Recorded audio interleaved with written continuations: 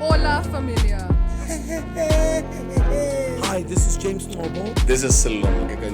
Yo, this is David Mashabela. You're on Happy Days. Happy Days? Happy Days. Happy Days podcast. It's a happy day to have a good day. Happy Days on podcast is right here. It's a happy day to have a good day. My name is Rich Twana. Thank you so much for coming back with us. Yes, this is where I'm just kuma Easters. Mpete angifuna ukuthi intwana yami ngongasiyalingana nalomuntu. Mpete out yami ne. Yeah, sil shake ilikasa sidlali. I think ngehlisa volume. Sil shake ilikasa nale out.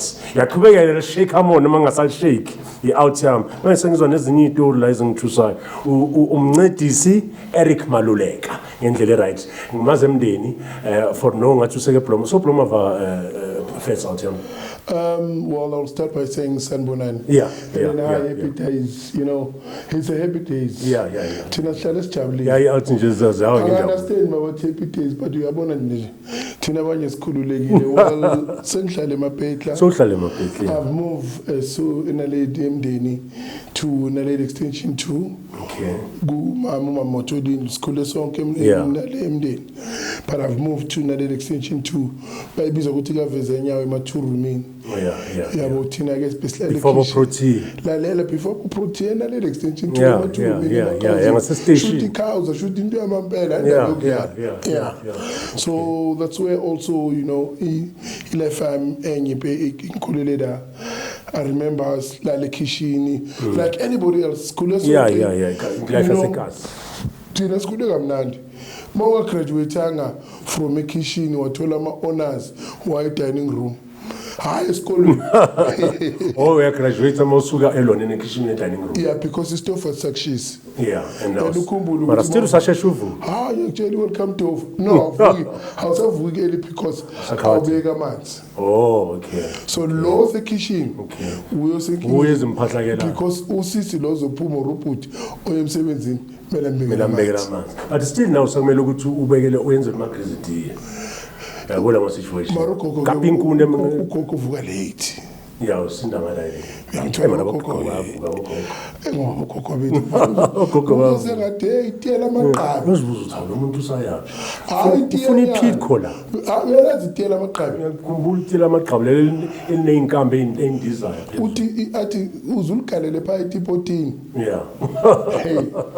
So ilive yakho nje ukukhula kwakho lo and nomama ubaba bakhulisile noma ukhule njengathi time slicezile that I think I was very fortunate in Kulele, like any child. Yeah. You find a Kulele and Gabo Mama. Okay. So Kulele Gabo Mama, Obaba Mishanga and Lasekian, Mama Pigem Buni Nigelo Babalo. Oh, Uma time my shanga. Can't to tell me this Maluleke. Okay. Benga Mashanga. No. Bengabang Guti Mauti Maluleka. Assassin Benga Maluleke. Maluleke. Oh, Maluleke. A home first Benza Eraga A. Oh, yeah. Instead of E. Okay. So got Kubera Yoba. So it's a Mashanga lava. Tamala Maluleke, okay. It was 2.8. Okay. Yeah. And Maluleke, very nice timer. Sweet timer. I'm so glad to Zala Shangan. Yeah. Mfundegnin. I'll take Nageli. Lucille, Kotango Soweto. Okay. Nkonilusa, Nkonilu there's a fruit of babies with Insengene, selling pompo yazwe. Insengene. Kunento babies with Manjenje, Amatete Peswada from the ground, so I'm stick. Okay. That's also, yeah, so pege, so Uglalisa was so Uglalisa was a kian. Angek fan. What's in a Silamabuna, it's in that. Yeah, and the Kumbu Tina Pescon, Chitama, and Lini, Super Kokorish, Munyazanet, Nezambaneliwani, Anyanisewani. Torutimina lap, Mubab, San Kosha getting about one. And a very Talala Krevu, to shoot of Ozanamazamba, Nezamban and So that's hustling. I think the grow up of us, whether even in school who will make it and who will not gonna make it. You understand? Unfortunately, I'm a parent they didn't see Oguti kunalento abayibiza thina we never have umuntu abambiza ukuthi storm. It was a slow learner. You know, but we never have an opportunity where baseshe basibona ukuthi lo slow learner it is simuphi opportunity abo bricklayer abo mechanic abo so forth. But again, we grew up in one environment and a big fan. Yeah, and it was so nice. Let me tell you, let me take you back. Mdeni, what I like about Mdeni. Well, Mdeni Kaslam. Mdeni, it's Beirut, better known as Beirut, and also, you know, grew up in Soweto, you know, it started in 1937, and also now we have 29 suburbs in Soweto, but now they developed to 35.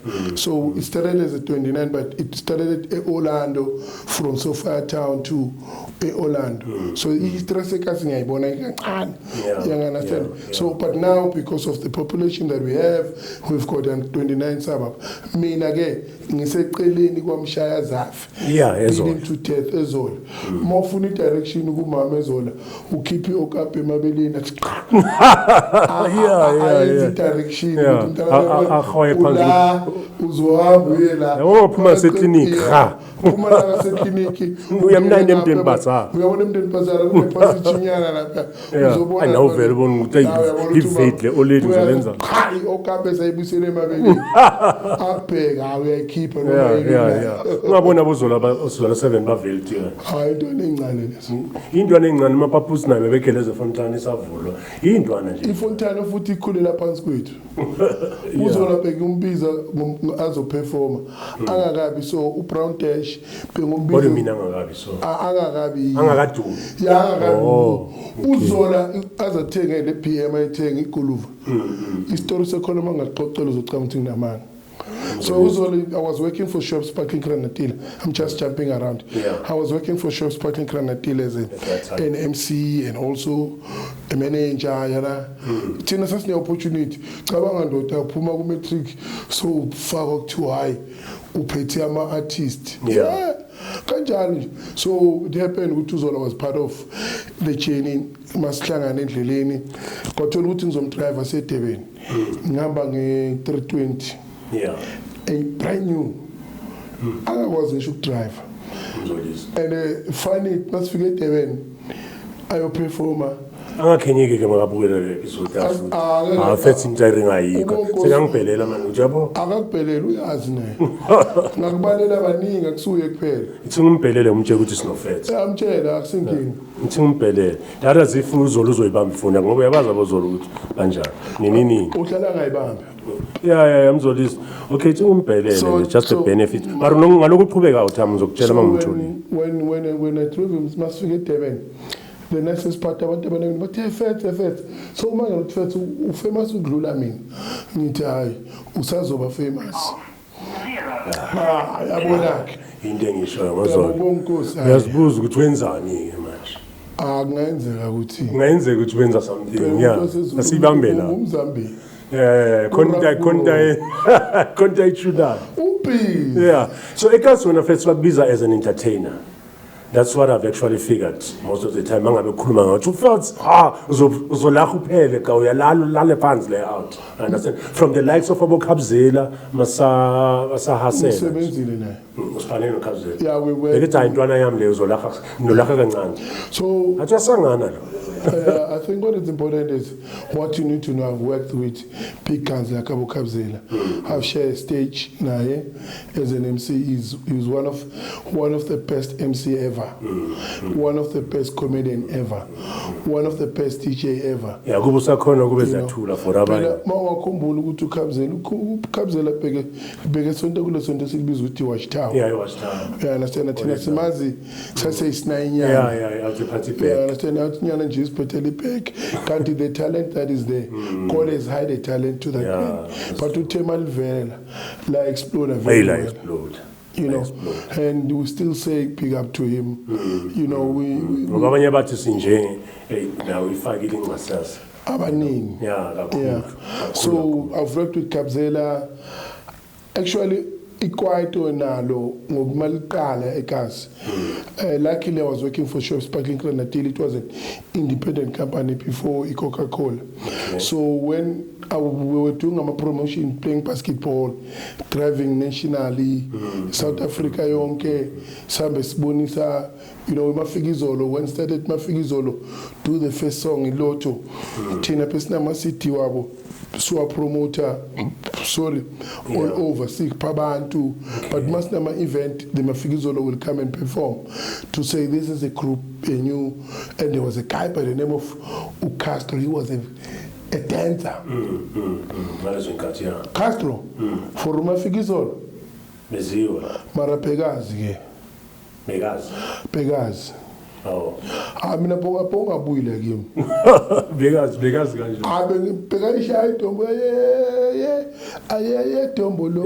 Tombolo mara ke ithi mina ngene stage. Alibajiva kanjani. Yeah. Ngithatha spotlight sakhe. Emadoda. Ujiva nokujiva. Ayikho into engayenzanga right. Right. Because of right. So entertainment I think entertainment, it was something that ngibone ngisasesikolweni. Bengorganize ama concert esikolweni, bengenza bo Miss Mndeni, Miss Mndeni Junior, Miss what. And mina bengithi ngiyazidlalela nje. Ngifuna uyabona mawukhula. Ungazi ukuthi isidingo sokuqhubeka kuba nje ne pocket money. Kanti there's a growth out of it. And I started working for Issue of Sparkling Grenadilla. But before that, I was a commentator, just a commentator. Nizbizeli Pola, I'm a groundini. I thought I would work for radio. Okay. Like. But how come was Panelanga? Sila backgroundini eJubisi. Umdlalo omkhulu ozodlala ke la iyona ke iJuventus idlala nePark Spurs. Umdlalo ke lapha sithi siyabheka ke ukhona lofana bathene kuMaster. uMakarina uPhiko, uSeshi Mseshana kanti nangu Monday Funday Sunday.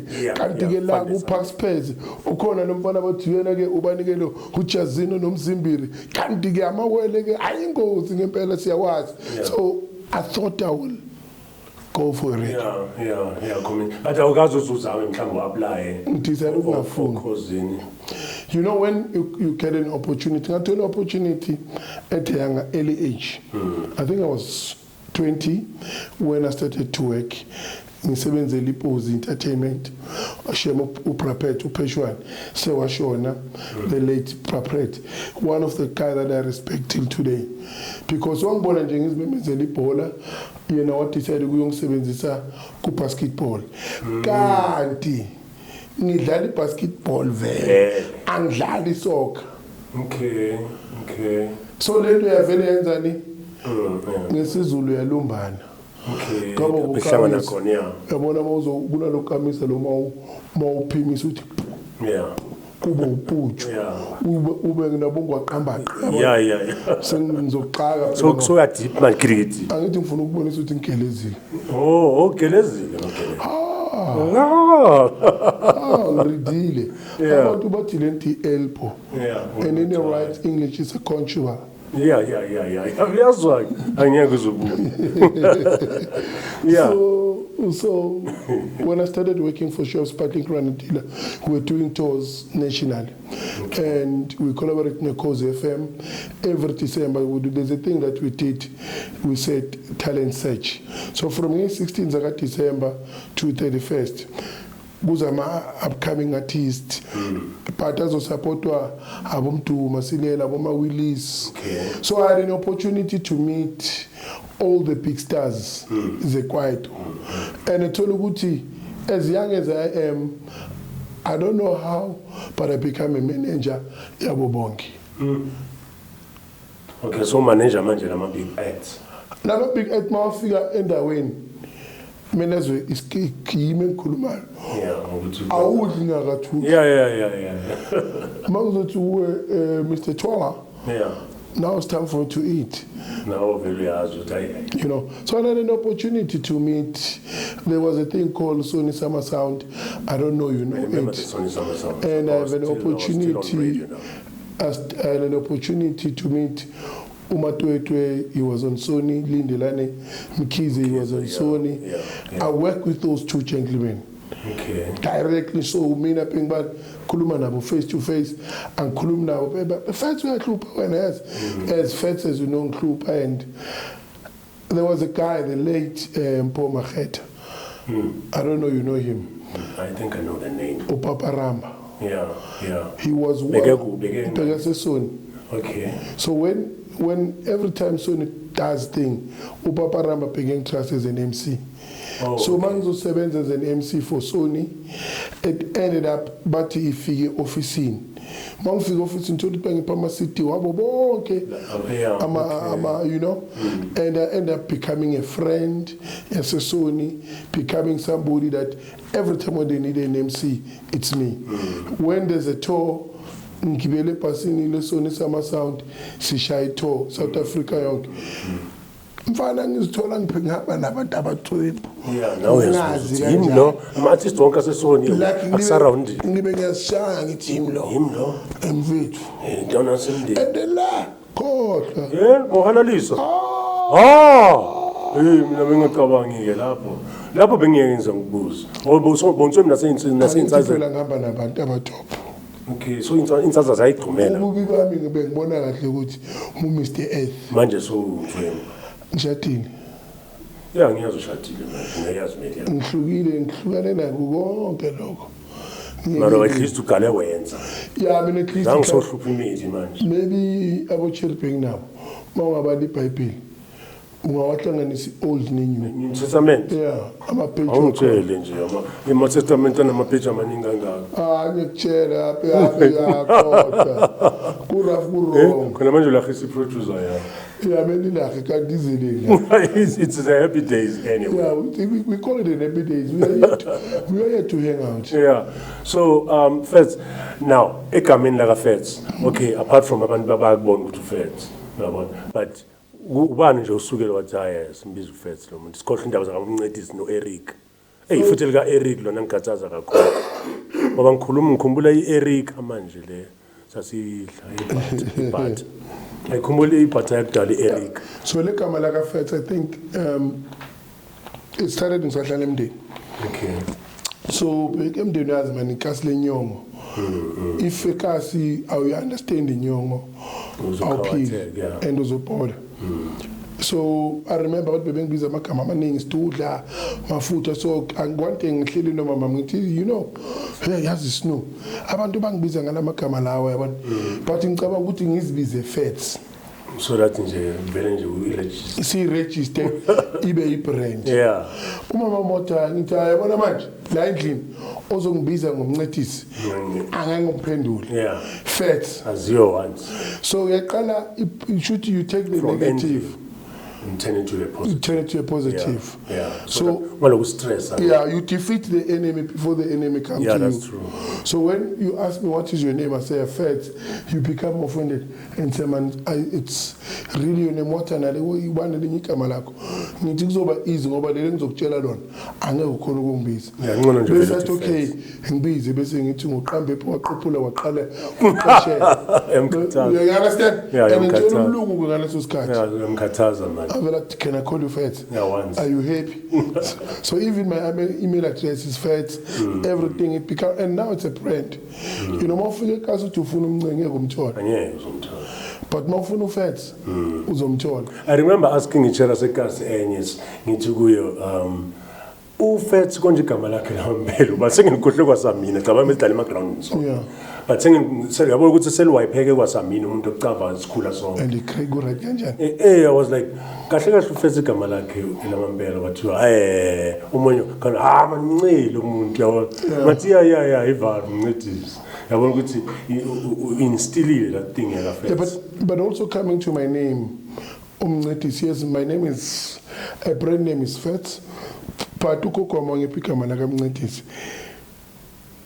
Angazi why ukoko moya ngazange mhlamba bathi nguvusi uncedisa kushuthi uyancedisa mfana uyancedisa yabona la ku podcast ufikile wancedisa uyangithola ne Yeah. so what is important is the name when your parent give you a name it's just not a name it stays with you izinto engizenzayo mangisikazi but angithandi ke I don't do so every year twice a year I've got a time where I give mina nomndeni wami we go and give whether it's a grocer whether it's izopheka whether impahla you know to the needs you know angishuthi ithombe yeah angibelieveli opposed ukuthi nako ke sengisiza umuntu yeah angipposed it because only God that can see yeah because ngifila ukuthi when uyathatha uyahlupheka mina ngishayina ngiyamsiza bonani ngiyenzani and nokubona ukuthi wenzani for me and I was about to ask ukuthi the thing about helping abantu where is it coming from is it something iphuma vele family kwenzakalani ngoba phela esikhathini esiningi wena everywhere uyasiza I see you explaining it right now but I'm saying isuka kuphi or into othema sowucala uba not khona abantu ukuthi hayi ngoba naku senginako yazi let me just give back or abanye isuka kwi family I think I would remind you kulele mndini uhlala kini when kufika i-visitor they will share everything nalokho yeah umakhelwane makanex they will share yeah so abazali bethu endlini ugogo wami I think ugogo than umama umama she did the best naye but i-foundation yakagogo was the best because ugogo will make sure ukuthi nonke endlini endlile ugogo will make sure ukuthi the following day niyadla ngasebenzi so that hands and also sharing namaneighbor wakhe fika umuntu atayithatha angakafiki lo baleka yana mhlambe endlini kunomuntu osebenzayo lethi grocer so ugogo uthatha kule grocer unika umbamba unika umakhelwane kuyophekwa ishebo nabo inkinga yabo fish oil abadurayo besingabazi ayikho lento leyo ayikho into edura hayi ukuthi bekuyimali yangaleso sikhathi but i-wholesome besingayifili ukuthi amankanyanyisi yeah ngoba uyazi ukuthi ungaye next door uyithole kayiding grand ungabuye esigele uthole olela kwalikho still usoye next door ukhama pentshisi udle usuthu hambe udla disk kube grand Tina, we never had a problem of poverty. Sikhule singa-understand the weight of poverty because when we grow up, it was more sharing. We didn't have a courtesy where there'll be kuno ogcoke Adidas, kuno ogcoke i-All-Star, kuno ogcoke i-Nike. Makuyi command, zonke endlini command.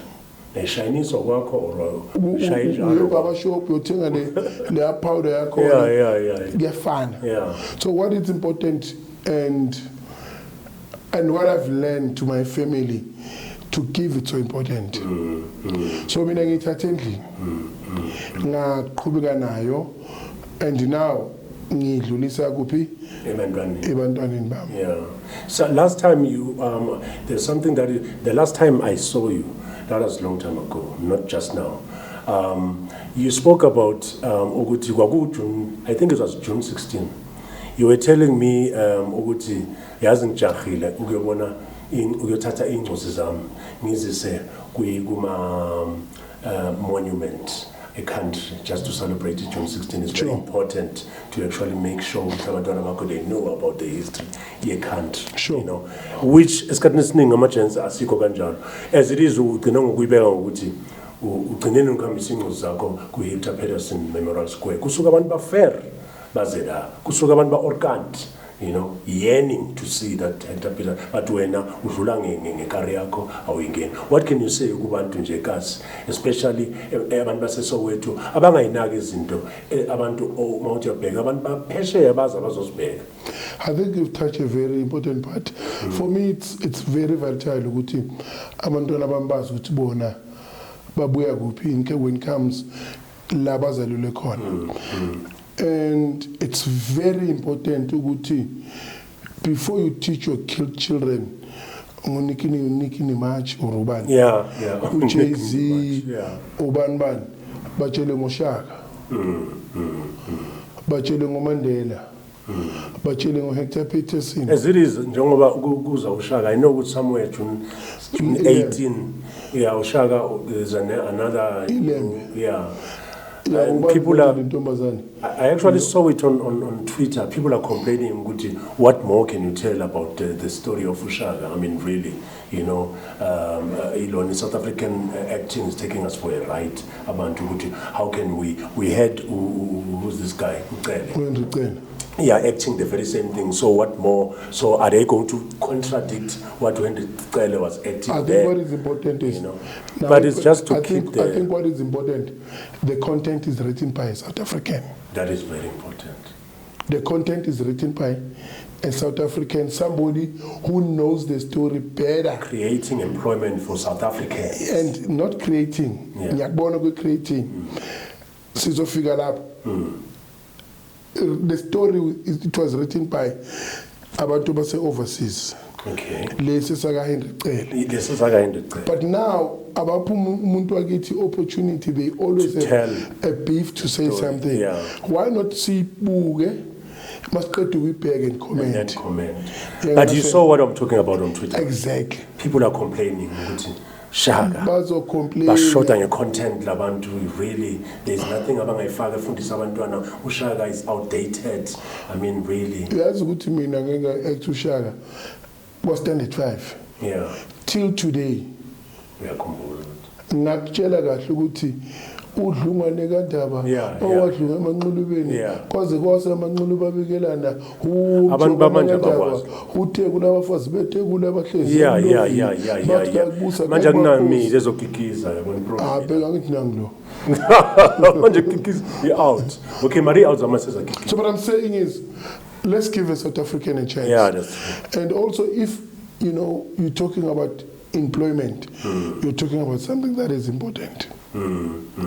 Yeah, we'll get to the party employment. You know what I mean when I'm talking about. I know you're so very passionate about the subject. You're very employment, the unemployment, what we call it, unemployment.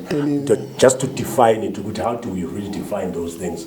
Abantu like South Africa sometimes sinokulasha ukuthi ezinye izinto singayenza value, but it says ignore. We tend to ignore them. Zine value, but the problem is that it's more of this. Do your own research. Ukuze thina ama-black people singafani nabelungu. Abelungu, when they have their own space, agamazi umakhelwane. Yes. And mina lento ukuthi ungamazi ilovo nje angeke uzungene la next door. Umakhelwane agamazi. And akabhayisikele emsakamakhelwane. Thina eKasi we've got into esikubiza ukuthi ubuntu. You understand? But ubuntu bethu asibsebenzisi njengabo mama nabogogo. Way back, yeah. Way back. So now it's more of a critique. So ubonile masifika kule handle akuna puphu so that's automatically God doesn't like that. Thole kushoniwe awuzele nizele uzoduduza or senze zobheka ukuthi bazongcwaba kanjani ubonile nje bangcwatshele obani yazi so akunakuthi bambeke kahle umuntu wabo. So it's all about, so sometimes when you compare the two, whites, and you ask yourself ukuthi mhlambe ama-white awafuni lezi zinto lezi zobu negative zokuthi umuntu makafika wakwa. Yeah, sometimes you might say so, probably they don't want to even comment ukuthi kunjani. So I see it's just a family. They come as a family, bayenza into zo family. Mangisokola nefamily yami watch. So iKasi li right, but at the same time liyacindezela ukuthi right. Yeah, ungabi right. But before we get to a party employment, which I know you're so passionate, like I said, let's talk about your friendship and your working together with Dayz.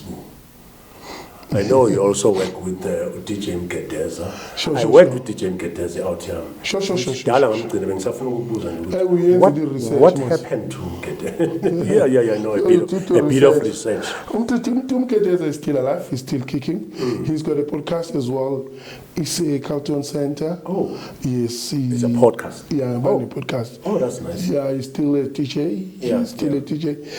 Msebenze naye ku Massive Metro.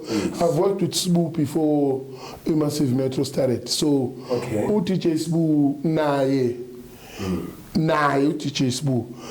Uyazi naye ukuthi when he started sihambile sapromoter ile ngoma yakhe le istorotoro sizokudumisa ngestorotoro yimi pastor ephuza Oh yeah, ngiyabona lapho kuleya video. yimi ephuza ipastor phakathi uyahamba lo sokuyahlala Akathi uyahamba ubheka ama-camera ethu ukuthi are they still recording? so when Nice. we did a lot of stuff no DJ Sbu and ngiyakhumbula bebenethenda nge-2010 wakuma fan park. Okay. So nabo bangiqasha ke every I was going ngibulele nami ngalezo nkathi Nge-2010 World Cup. Onenyuka. abengadlali Ungadlali. i3 minutes nje bengila nje Yeah. 20,000 something Yeah, wehlukane na. ngidlule nge fan park charge Yikho upassionate ngemoto wayithenga lapho imoto. dala ngasithenga imoto Yeah. And so wenza sure ukuthi uthenga le moto enkulu or ubona ukuthi hayi angeke unomkhulu mina umkhulu. imaster ngeke ihambe Angeke nyaka. ngeke ngabangibiza lapha kuzo drive iscooter sathi andindawo Yeah. andizi Also in ilona fellowship yenu no Sbu iqalele lapho way back and before Massive Metro. MC bas i-office level lokuqala abo mapaputsi when they started nabo all these guys abo Brown Dash Ikwaito bebese Oakland Park bebene office eOakland Park. Okay. So lelo office nambe ngisebenza one floor bona bebese second floor. So besibonana makunama event bangicela futhi sicela uzoba MC. So mina ube MC nje. Into yakho. Yeah, sengitedela abanye. But do you remember which gig you have actually MC'd? The first one. Yabo. The first, no, just the first one where you started MCing. Emden June. Oh, Emden June. Emden June, that was my first. Okay, let's Emden June. Bang ropa bang kai 40 rand. Wait, buy this guy. I bang ropa, but me bang kai tiger. Oh, I should have for tiger more. Hey, faith. Mama ke weli. So when kala vele. Yeah, but before event enkulu, pengi MC my birthday, my first birthday. Kumbula kahle nyathama sematuru minupuna. Pengi batha faith. There's a casa sita my birthday. Yeah. Yeah. We interested. No. There's a thing that we call it lingo. Yeah. Yes, Lingo. Yeah. So Tina, if you can take our lingo, uhlanganise nabantu base Botswana, Lesotho, Durban, it's totally different. I remember I had not David Mashabela or was it Radio 2000 last time here. You could hear ukuthi was a Pitor. Yeah, Kibo Diamond. Yeah. Lingo nje yakhe nje ukuthi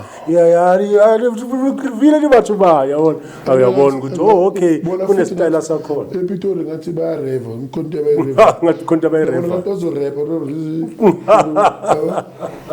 So amakasi namalingo I'm trying to emphasize that. In the language, we don't say words as you want to. Like iwatlu. Whereas iwatlu le things inyama. Iwatlu. Yeah. Yini what? Le things inyama. Ipush. Yeah. Be like us. Angiyazi the push. Mhlambe wena uyazi ukuthi iwatlu. Iwatlu. Okay, yeah. So thina ekhaya it's a lingo. Yeah, ukuthi what? Angeke sithi watlu. So it's a lingo how you pronounce thing. Bathini into le. Yini into le iphekwayo konje seyibizwa ama robot.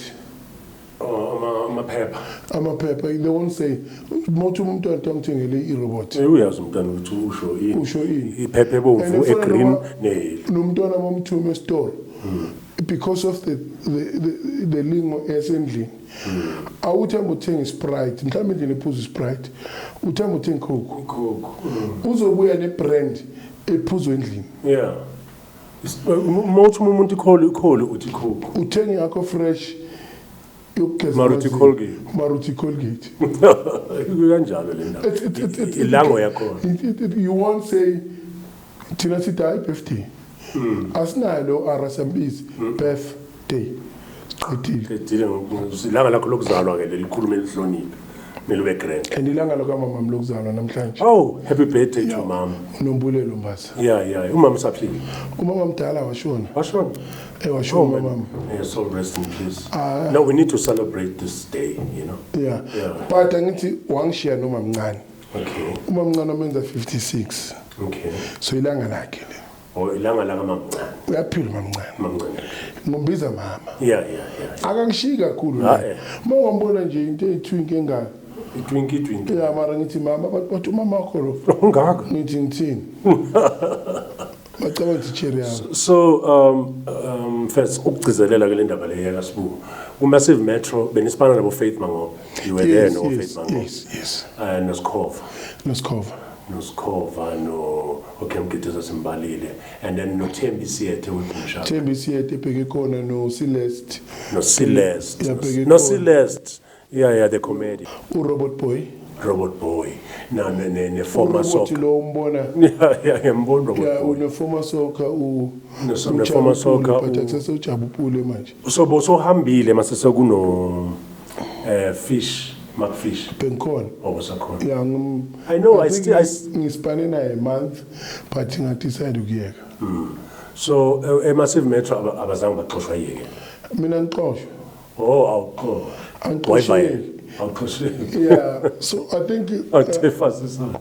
think it was too much for me and you know sometimes if you say you love radio you'll never know until kune content most of the radio there's a program that you follow there's and when ufuna ukukhulumela nje uhambe thina sifuna ukuhamba but it was not that eyenza ukuthi so bengine pressure kungenza marketing so I started my company in 2013 which is Yasungula what it's a marketing I specialize kakhulu nge-mass market what is mass market cars so anything as a cars that you want to know. Oh yeah, that's what I wanted to also find out because I saw you many times uhamba nengam la uzigcwalisa ibus yiyo that falls at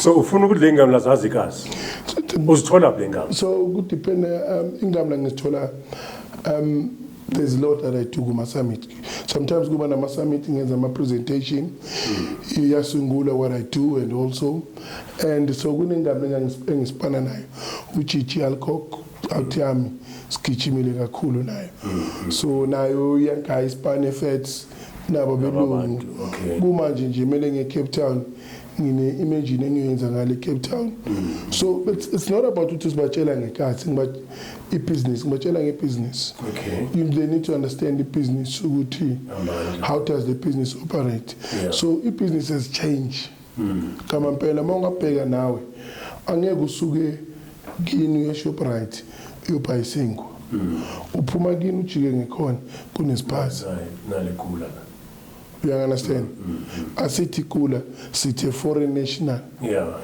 because that's an insult which manje singaba insult yeah saba insult yeah saba insult because yeah no if see that's true so if you want to know uyabona kini mawujika la kunespace yeah lapho kunespace khona sengena ku topic oyifunayo yeah la kunespace khona they will pay rent yes and they will pay something like 6.5 a month to someone who's unemployed okay so let's get into that topic because it's a topic let's talk about unemployment in South Africa sure and let's define it as the way sihlala siba nama topic mina nawe around so because ekasi ukhulume informal trading, the government utilize to actually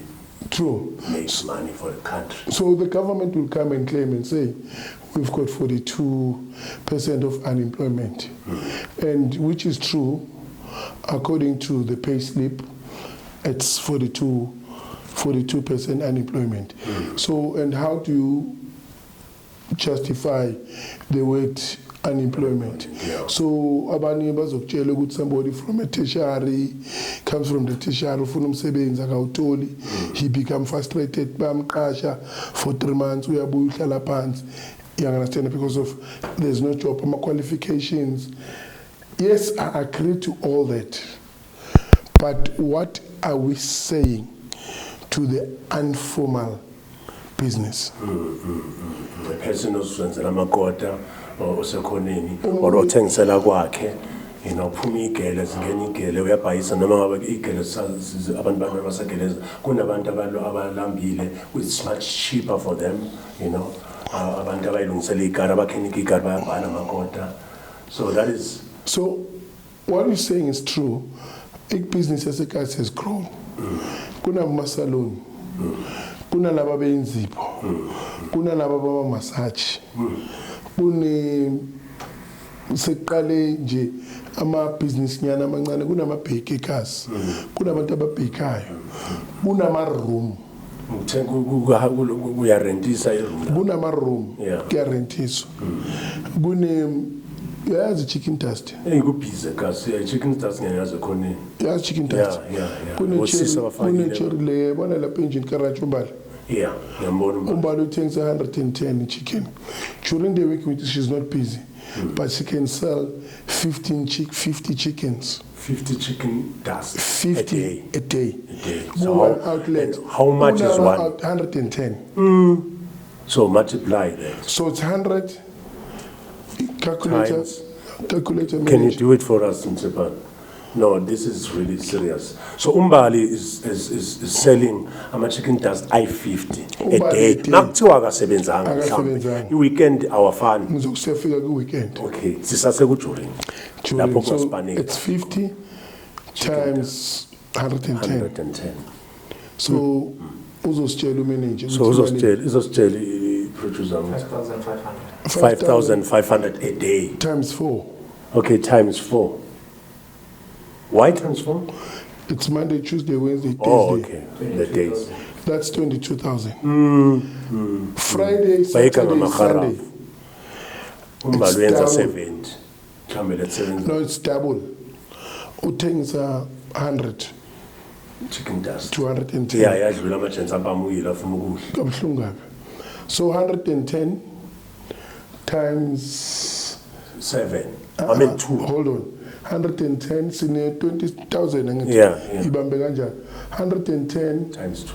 Times 3 overlapping times to 100. Monday. Times 3. Day 3. It's 33,000. That's 22. Plus 22. That's only a week. That's only a week. How much is that? That's 1 week. 55. 55 times 4. 4, as in like weeks in a month. In a month. 220. Minus, let's say 130. Okay. That's the reality, practical reality of what. 130,000. 130,000. Yeah, that this is the sector. She can take home something like close to 90,000 to 80,000 a month. And in most cases, we're talking about you who are not renting the place. She's renting a place, but that's not expensive. That's not expensive. She's just not, the she's paving. not in a mall. Yeah, no. Paving, yeah. So mhlawumbe ubhatala 2,000 or 3,000 a month. Yeah. You know. So government doesn't know about that. So if government can formalize, all I'm saying is, if government can formalize, abantu abanjengombali, kunathi thengisa inyama enhloko lapha ngasele Umpilo. Yeah. Umpilo uthengisa isikopho inyama enhloko about 70 rand. Umpil a day, he can, Amanda 60 to 70 by a 10. By a 10. He doesn't Close have, to 8. He doesn't have a West day. No. Where is Hlala ku right. Saturday and Sunday is West. West. So you can imagine so informal settlement, informal trading. Yeah. Lay government engayinaki. Sure. So what do you think it can be achieved formalize? So what can be achieved? Because once we formalize, because the government is a fund, they will start to get a business to another level. Okay. You understand? We get more people to be employed in Makoting. You understand? Okay. And among just making an example, there's a penetration a car, a container, home choice. Road, Mall. Before you figure Chablan Mall, put a container home choice. And that's good to go in. So you ask yourself, Guti, why they have a penetration? They always come to us, we don't go to them. So ShopRite is a cars. And ShopRite doesn't help. Community you understand? Yeah. The only thing a right in ShopRite would be employer only South Africans because of the IT. So logo for us it works well. Okay. But the problem of now ngiyakhala kakhulu ngokuthi kunomuntu othengisa ikota. Ikota kunomuntu oyenza something like 8,000 to 9,000. Kunomuntu engimaziyo uBramax bekenza 14,000 and something a day. Only ngekota. Kunenye cherry yasePitori. Ngiyirespect till today. Uthelo. Ngale bathi isikhambani Kispark. She's driving the late Vala. Ebona le ezivala amato handle. Yeah. Akasebenza unamakota kuphela. But first, someone else will say, once the government formalizes these small businesses, then we're going to a point here tax. Manje government zokadubula kakhulu. Ichika cindezele futhi government. So remember, you're 100% right. As South Africa, we need to pay tax. But also the government also should understand where they're tapping in, they're tapping to now the informal business. Yeah, the tax yakona should, like Melimenenjwe, Tingitin, Chablane, UPC. So Labantu Laba Meleba Patale Gupi every month. UPC because UPC that money also iyakona ukulungisa istrat iyakona ishare HRA you know but if the government on its own is going to now manje bafaka manje because you're putting it correctly when you say in South Africa we need to pay tax. Definitely that we need to do. It's by law. It's definitely so but then the government is to be excited. I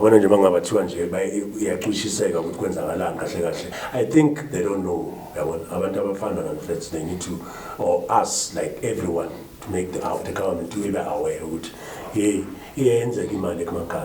You know, you can those people, they can play a role. Because when you're talking employment is a very same thing. Let's go back to a situation here, COVID. Let's go back to a situation in lockdown. Okay, just generally COVID on its own.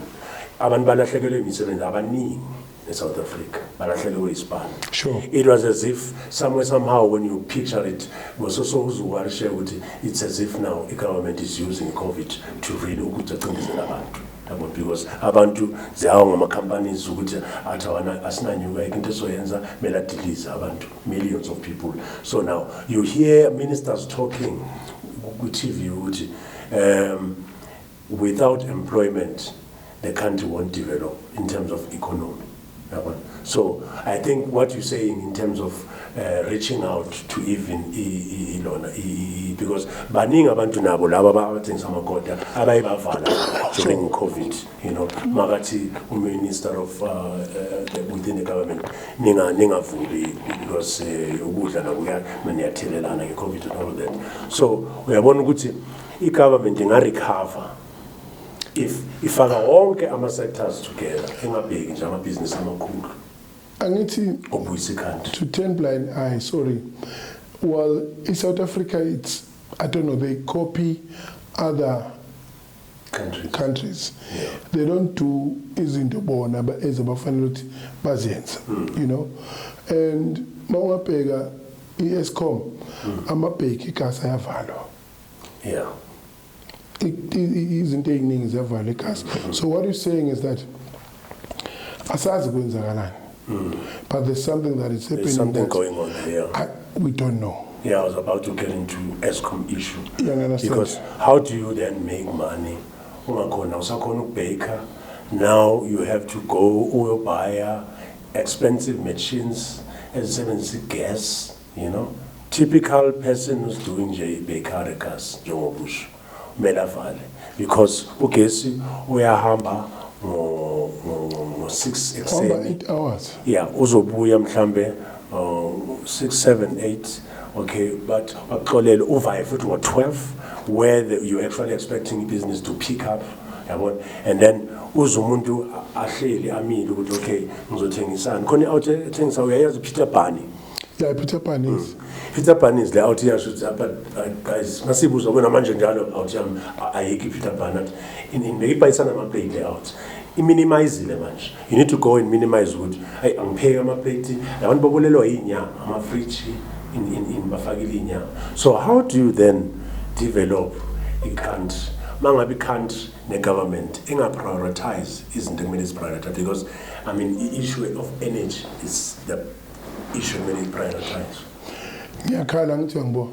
Yeah. Iyakhalisa le ndaba because end of the day you ask yourself what is happening to the black community, and the constitution that was drafted by the ANC that people will govern, there will be road, there will be water, there will be free education, all those things that the ANC planned for the South Africans.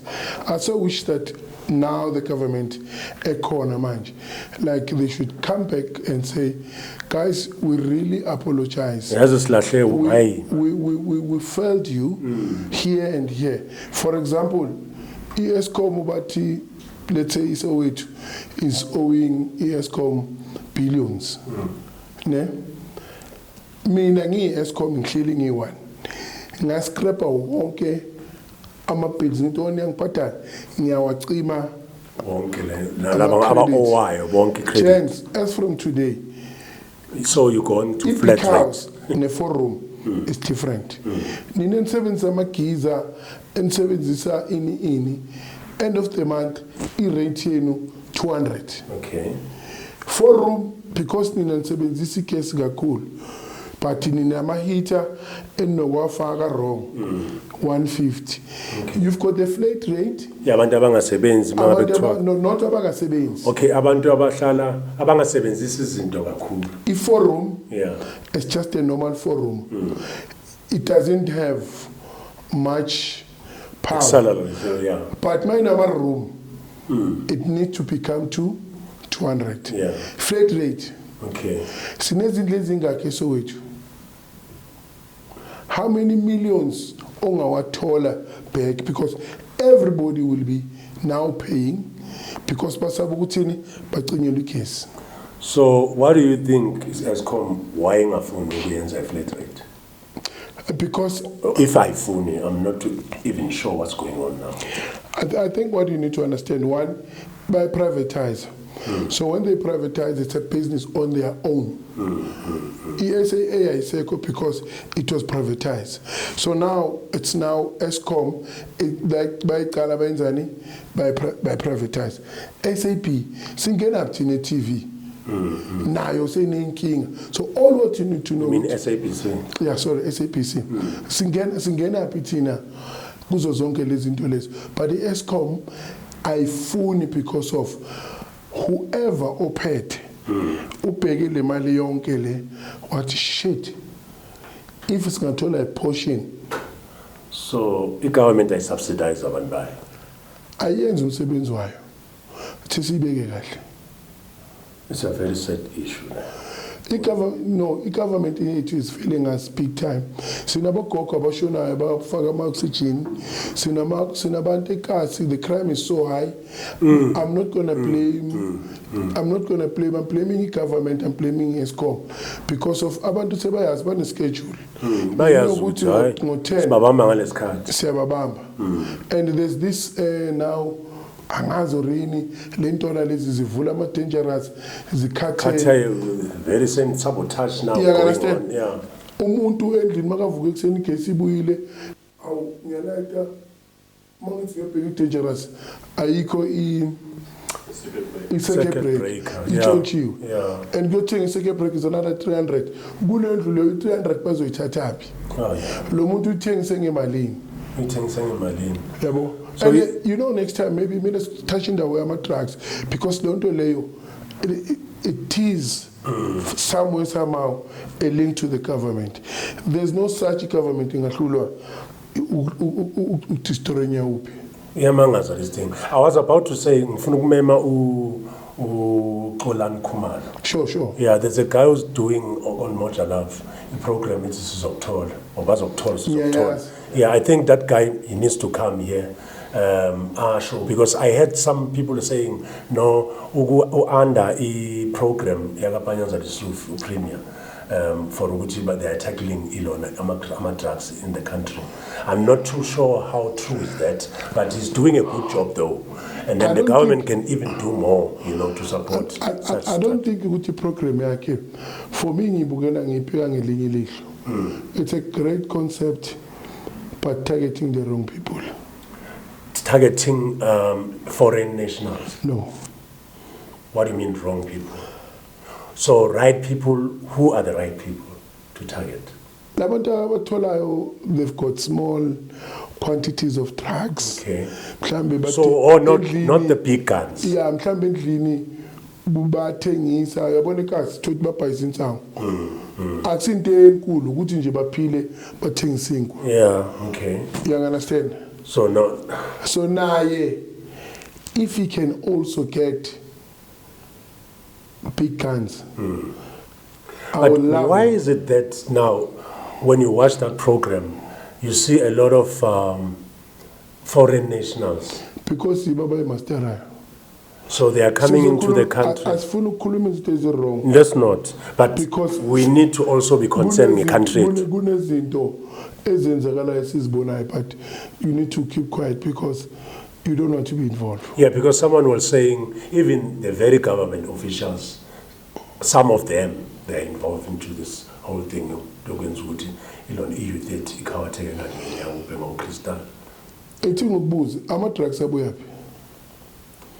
Drugs? What do you mean, abuyapi? It's just a question. Yeah, but they come from South Africa. Some of them, they're later like us. I think you know, countries who are known to be, drug, lords. When you're watching documentaries. So angena nge-aeroplane, angena ngomkhumbi. Angena in every way. So airport. Kuna maskena, kuna mapolisa, kuna ma-sniff dogs. There's this and that. Go and watch Gold Mafia, and then that maybe you'll have your answer there. 1, 2, 3. Until 4. Okay, I'm asking me 5 is icon. But now I'm trying to answer that question. Two Kings will team. Yeah. Ngithuso ukuthi Nelson Nangwangwa, ngithuso ukuthi Jacob Zuma, ngithuso ukuthi uRG, that guy George, Ronald and George ababhayisa lenkauza le RG. Yeah. Le nkauza kakhulu. RG vele yakhohle. Steering sakhona. So I'm just trying to let me paint a picture now. I'm not saying I'm judging anything. So during lockdown, inkauza beyivaliwe. But ingenwa as counterfeit nkauza. how much did those guys make? Because obviously there's they are supplying angithi for Pekthings inkaziwe. ngemali. I-RG pen. Yeah, bese inkazo eyi-1 i-RG pen. I-RG ingene nge-COVID. I-RG ingene nge-COVID. Who was supporting ukuthi I can say right now, you know, ukuthi kuthiwe qhubeka Nkosazana Zuma vala inkauza so that we'll make more money. Qhubeka uyenze lockdown so that we'll make. Nkosazana angithi uye beke i-Minister of Qhubeka Nkosazana Zuma uvale inkauza kungankauza. Uyamuzwa. Qhubeka Nkosazana Zuma. It comes across like that, I mean, because she was prolonging the whole thing. There was no issue with abantu they are really, you know, okay, there was a challenge of COVID, people were dying, but South Africa was extreme in making measures with abantu basokole. So now, in order to enrich abanye abantu, that's how I actually look at it. Someone can kill me for this, but it's fine. It's just how the perspective. Yeah, but that's the perspective. That's the perspective. Anyone mangibukele i-gold mafia, to me just paints that picture. Oh, when's we mali lockdown. Izamazama it's you. The guys who are pushing gold. It's bigger than us. Yeah, no, it's bigger than us. But South African and people who are watching, even if you're not in South Africa, I'm sure you can dig into it and actually prove on what we're saying. Or people, I think abantu base South Africa, others, abanye, ukuthi nje la South Africa sinjalo. Izinto esizibona siyasaba ukuzipoint. Yabona? Senale nto leyo kuncikaza ukuthi sinali iqiniso. Mawucala ukuthi uyapoint ukuthi uFats umuntu omkhulu kangaka eParliament uyenza into kanje umuntu omubi eSouth Africa. So that's a very sad point. So asuke kule sibuyele kithi unemployment so all I'm saying is I so wish that our government, but we're not going to edit this part. Yeah, please. We want to play it as it is. This part esibalekela yona manje. Wow, so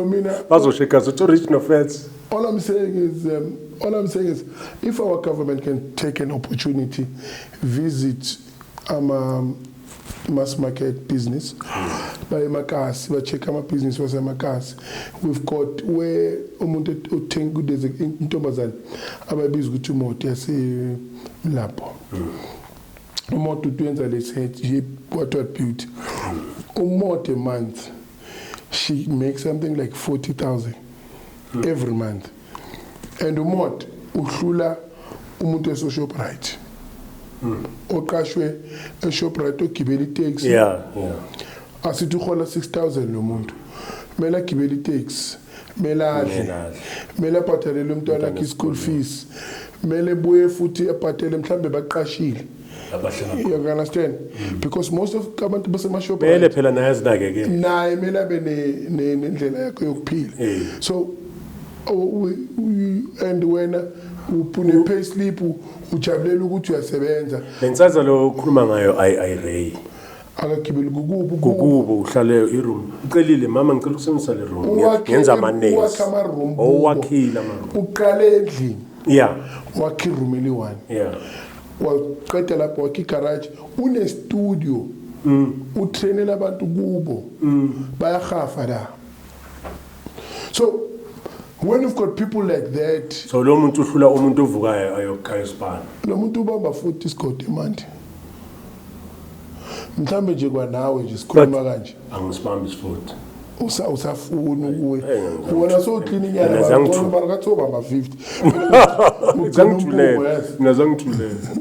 Uwe nje uhalalisa. Hayi. Mina nje sengisiza komzimba.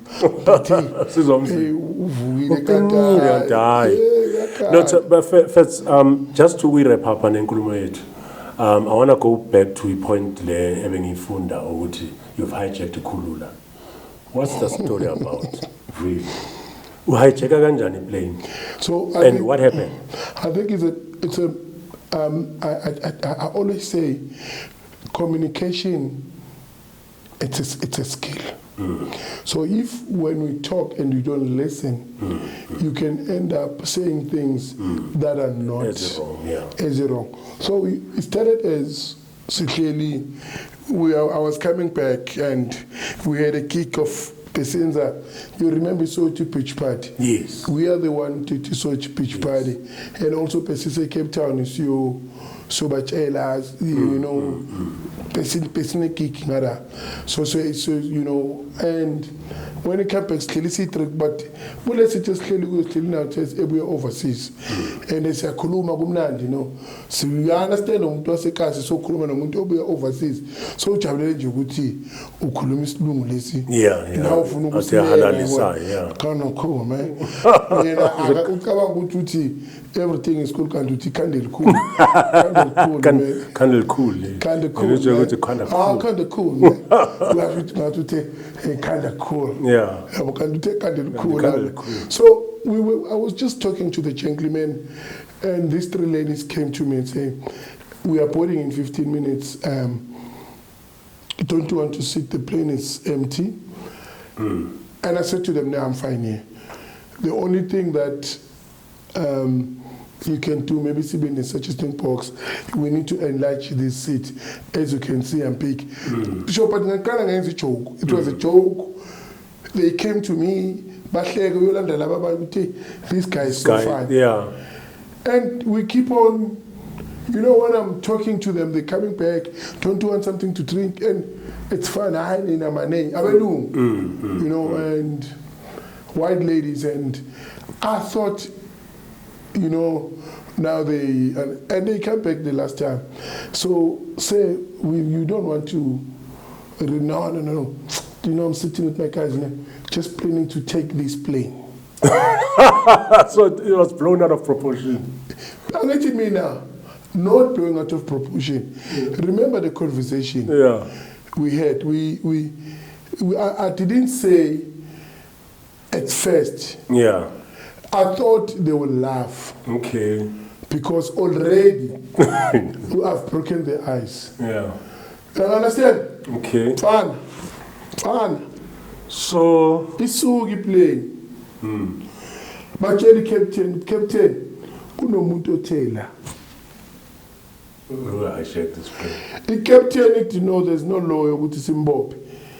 Ivali iminyango ivula incwadi ifunde le party le. Yeah, le ukuthi akaboshwe lo. Nokuthi lo muntu uthe. Yeah. Akathenga want to hijack. Uthe. We're planning to take this plane. So labantu laba but we were joking with him. But we just want to be sure. Okay. Final time I figure George, U10. Henry 10 350. How to bonus mangal shy PM. Yeah, that is mangal shy PM. To Cape Town. But this plane is under arrest. What. Abasho ukuthi ubani. So nilonke lapho nisaphelele eplane. Ukhona eplane.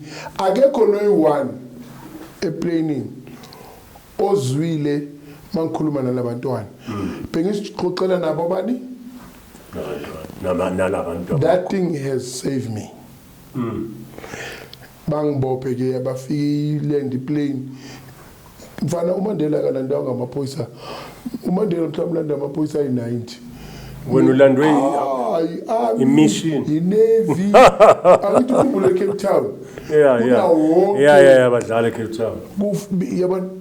Bangikhipha le balo zingikhiphayo maybe ziyi-6 kodwa zange zibone ebusweni and ngihambe emoyeni zingindizisa emoyeni ungaka khohlwa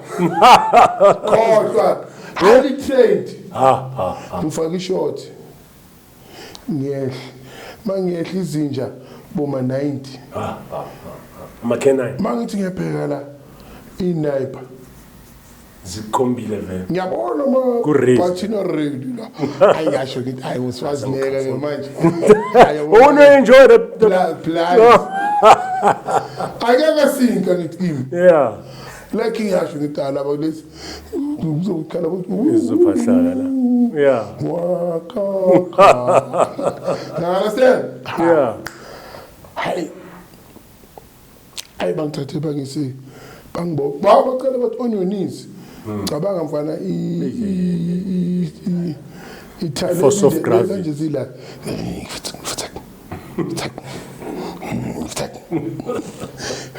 you swearing to our dogs. Yeah. I'm playing with them. Serious. So you must listen. It was a joke. Mboshiwe, continue as you are. Yeah. Literally. Bangithathe bangise kule room labo leli. Electorate yalibona. Interrogation room. Ayibangene labo cherry. So when are you here? Into sizasemuhle for ukwenza lo msebenzi. Yo. Vele utrain ukuthi vele ube so unje. Ayihleke le cherry. It's like kwenzakalani la bakubuze bona qala. Kahle kahle. Bathi sibizele wena. Ngithi yawo bathi ngenzeni? Fiki captain abakangibuzi lapha. Fiki captain manje yani yamaphoyisa. Captain mayifika ingene. Kushada umntana kabani ucaptain ubiziwe emshadweni. Yo. Uthabombeki uthi arrest that terrorist. Ukwate unyiwe anya. Himlo terrorist. Uthabombeki samfuna sihlangane face to face. So Uthabombeki was a president. Was a president. Okay. So arrest the terrorist. Okay, fine. Let's see the captain speaking buze. I'm a question, but captain, before I answer you, it's either a coke. Can you imagine a shot in a gravel and the pain? Maybe a can of coke, so we can talk. What bullshit! Bullshit! This is bullshit! I want to pay the bill to this shit. This is just a joke. Yeah. You have poor me when you have I. Don't booze any have. Yeah, this is a joke. He kept telling us oppose a bail. That means you in a bail. Good position. Yeah. Mbosho genye Belleville police station. Fige Belleville police station yabosha. But ingabla zami zifonele ama lawyer abo nama attorney. Bangibhadalele bail but kumele ngiye court Monday. Ibail I paid 5,000 I remember. Because ngiyabona kune court appearance into serious nenda. Ngiyaba maybe 1 year 3 months. Oh, unyaka wonke. Yebo fly. So when I was there bangibopheke ngenisele nami. Uyazi ke mosejele unayo yonke into yokuthenga u steering. Khuluma nale phoyisa lihambe longithengela ukudla. Ngicela ngithi mfethu ngifuna ifoni. Linka ifoni yami lithi thenga starter pack esisha ukuthi maba trace ifoni ayisebenzanga. Thenga starter pack ngihlale selini lami ngi1. Okay. As a ngene ngabo ma3. Ngo7 bekunempi yama taxi association kungene ezi2 ze association basicela baze kimi bakhulume nami ukuthi labantu sebofaka aba grant abangena bobaba nje bayi2 bafuna ifoni bayikhaya abafazi babo sebafaka i-airtime kuphi Kuya phone yakho. phela abe Wasahalalisa manje. lalela mdlali sengine 500 airtime 11:30 ebusuku kungene enye ibamba ama-heist. The story become interesting there. This guy wants a phone, ngimkha phone. This guy ufonela ekhaya ulungisa yini Inkama zakhe balambile ukudla kuyeza engenzani sidla sonke. Saturday ekuseni kufika isister lami lase Cape Town lize nokudla basikhiphe sonke smokolo nyana sihlale somewhere endaweni safe sonke sigawule ngathi asikho ejele sibuyele manje labantu abayi3 basezandleni zakabani zakho phela manje emini lezi zithi sikhalela umbeko sithumele iphosa sambe lothenga eplazweni okudleni zoloku uyenza sure ke ukuthi konke kuyangena. Sunday sister lami ngitshela ngithi si3 si4 uze ni 7 colors. Alize ni 7 colors. So why I'm saying the story was so interesting. On Monday when we went to court. So now you must remember Manise selling, but a court there's no different sales. You all gonna babuye pose more corrupt kuna toilet enye pariki yahlala toilet avele yakaka nonke nilibhekile kakalibile mayiceda lapho bakhulume so there's a tala abayikhulumayo halele bavumelana yabona angazo rama 28 or yini so kanti kukhulunywa ngami ukuthi nayi ngonya abakazi ukuthi yimi engayicheckile lo muntu umunyunyuwana simazi asimgcwaliseleni ukuthi bavele bagcwala ngama manje sekumele kwenze balani bangibhodise kusukume le heist ay mayisukume ithi valele kalele kanti general ngibona zata bada kanti zine badikalela matsitsa bla ziplay party zikhale phansi uyabona izitshela ukuthi ngubani lo muntu lo uyo hijack iplane phela lapha nazangithi lapha phakathi mawuboshiwe uboshiwe phela uzufike la Qhubeka ngaleso story sokuthi bengimayenzela amasimba lalela kushuthi phakathi la believe the story sebatshela angithi mina vele emajele sekuyazi ukuthi kunomuntu ohijack iplane kuthiwa uye nangu lo muntu uthi bathi lo ubona into ayinja le and lo muntu ubatshela ukuthi ngibayenzeleni uthatha njengomuntu omkhulu besidla yena lo muntu lo ufaka ifone lo muntu lo wenzani so all things engizenzile kuye sezivelile and mina vele bengiphethe inyuku sabribe iphoyisa izinto zayenzeka kanti ngiyasiza so on the day sebafuna ukwazi and ekhumbula ngenza ama event listen to this you'll laugh. So these guys but kuneskepe sine 300,000 ngithi okay ukhumbule ngibuya ku joke phese ku joke so present ngithi I joke ifunani ifuni for plane ngithi okay iflow plane leso skepe lesi ama escape ama what abantu ba understand le nto engikhuluma hey this guy sekafuna iflow plane mina ngikhuluma into ejoke barakatha ngesixweqe ngizowenza njani mara survive you become quick you don't think you become quick and mina all I'm praying ukuthi makubizwe igama lami ngathi Maluleke uphume kule ndawo ngoba sengiyazi ukuthi uphume nje angibuyi sipeli dala you understand Mwemndeni phela mina I must think quick and but though it's easy mfana ngithi lescape lesimene sithi uyabona manje ngifuna ukuthi ningitshele ukuthi ama escape ngoba masingena masiphuma nemali kumele singaphumi la sigene khona there should be escape angithi uyazi ukuthi makungena event makugcwala mangabe kuba ne problem kumele kube ne escape door abantu abaphuma khona yethu thina abantu be batshela ngeflow plane mina legacy present GPT you know and that thing your presenter ku joke it also helped me because sengine idea ukuthi makune flow plane kufunekani ngikhuluma into yamaphoyisa ayifunayo and nabo laba General karetse kale se asihalelele nami ngithi halala khona lapho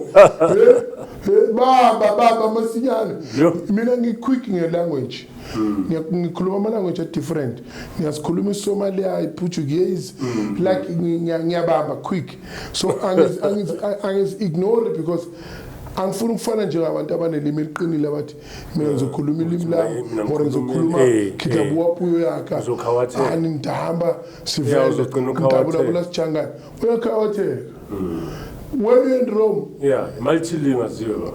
you can't excuse me. Yeah. That's my second away. Yeah. Huh? Usizakala. So, it was, for me, it is also, but it's a journey I learned. Mangene plane in mind. Galala. Angifuna ukuvuswa. Ngizovuswa ukuthi ngithinte So phansi. eventually your name was called. Eventually my name was called, and the question was, how do you plead not guilty?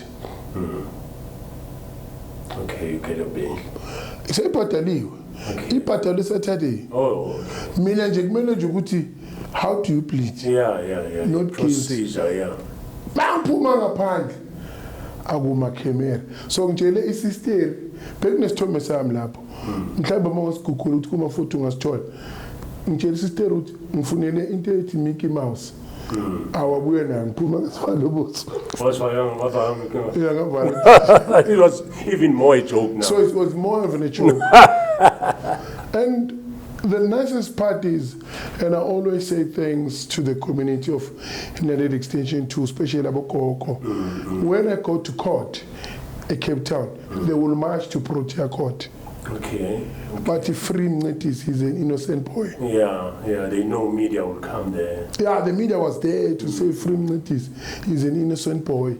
Maybe the lady didn't listen why. And it was a joke. It was a nice joke though, after all. It was a nice joke, but what I've learned is also the communication. It's important to I didn't know which jokes can get you into so much trouble. I'm jealous, so it's having an ear.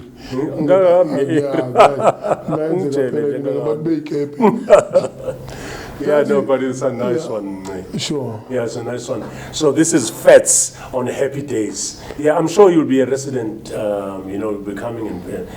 I call them fellowshippers. Yeah, they come now and then, So as Sfisonene.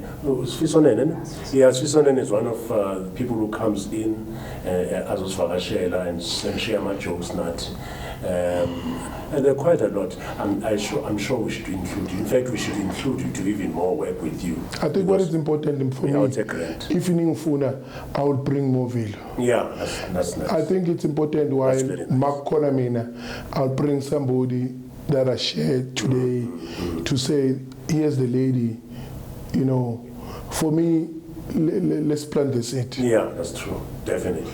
So if people wanna share with you the story, obviously they will share on Happy Days comment about how stories are playing and change.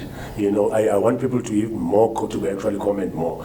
You will see those comments during the course of the podcast must say post on YouTube where people are commenting about the show. But I can assure you they will comment more about that plain story. Why? It's a very funny story. Yeah, it's I was very much worried with how but when you're telling me, I didn't read it, but anything is possible. This is South Africa after all. You're on Happy Days on podcast. Please support Nash Deluxe. I don't normally promote him, but Nash Deluxe, we sponsor Deluxe, but by Bizan Deluxe attire. Yeah.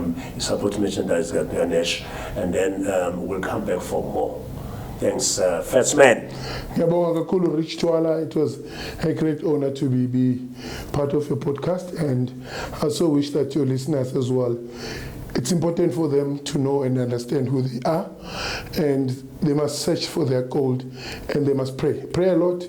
Yeah. Ask God. God will answer you. Yeah. Believe to yourself, and God will help you to get all the answers you need. It's a happy day to have a good day. Njalo ngendlela uyibeka ngakhona it's a happy day to have a good day. Kuyafana nje kimi. Kuyafana nje. Iparade nje yoshaya iChiefs. Oh, is that particular weekend? No, it's not particular. Oh my goodness. It's particular day. It's a headache weekend. It's a dark. It's kind of a check. New check. All right. Obviously, this podcast is a publisher. Say that it's a story number results. Yeah. My product is a win. Let's see about that. Sure. Subscribe and become a member of the biggest family, the Happy Days on Podcast family.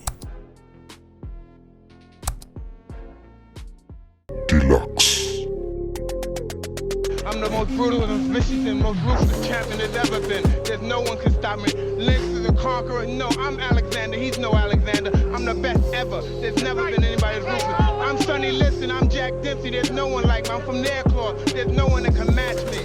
My style is impetuous. My defense is impregnable. And I'm just ferocious. I want your heart. I want to eat his children. I'm the most brutal and vicious and most ruthless champion there's ever been. Never trust the living.